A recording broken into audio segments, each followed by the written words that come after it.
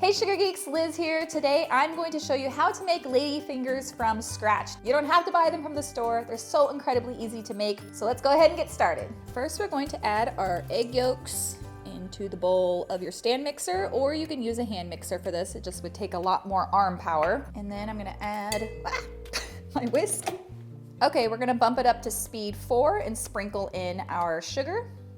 And then we're gonna mix this on high to ribbon stage. This is looking pretty good. This is pretty close. What we're looking for is just the mixture to have tripled in volume and for it to be forming a ribbon on top. I think I could go a little bit more. It hasn't really fluffed up all the way.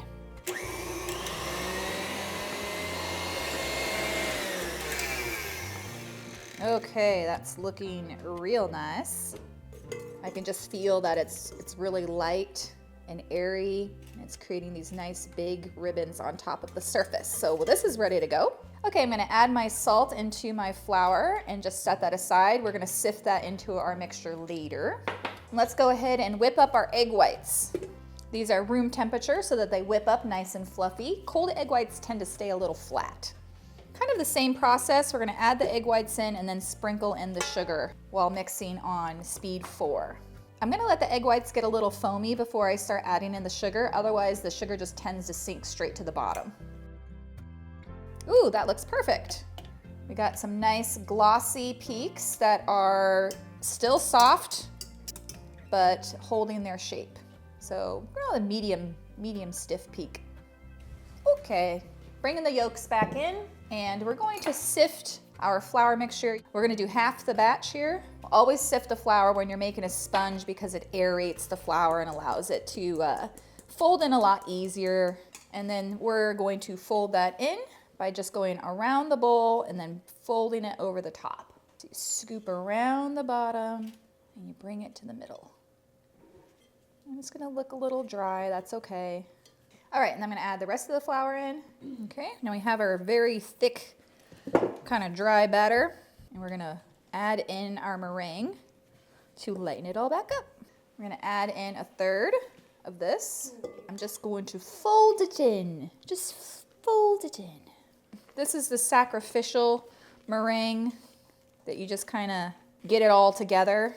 It's gonna lose quite a bit of volume, but in the process, it's going to lighten up the other batter, and then it will be much easier to fold in the second part. Okay, then we're gonna add in the rest. If you wanted to make this gluten-free, you can use gluten-free flour or even just almond flour. And then we're going to carefully fold this in, trying not to disturb our egg whites too much. Don't forget to add in your vanilla. Just continuously scraping the bottom of the bowl, folding it into the center, occasionally going down the middle, cutting through. And then once this is homogeneous, we can go ahead and pipe it. And I'm going to use Christoph's trick. You push the bag into the piping tip so it doesn't drip out prematurely. Place that into a cup, and then I'm gonna pour the batter in there. Okay, and we can just pop open that tip, boop, twist, and you're just gonna squeeze, and then stop squeezing and go back towards the center. We're shooting for about 3-inch long ladyfingers, about 2 to 3 inches apart. I am not a really great piper, believe it or not.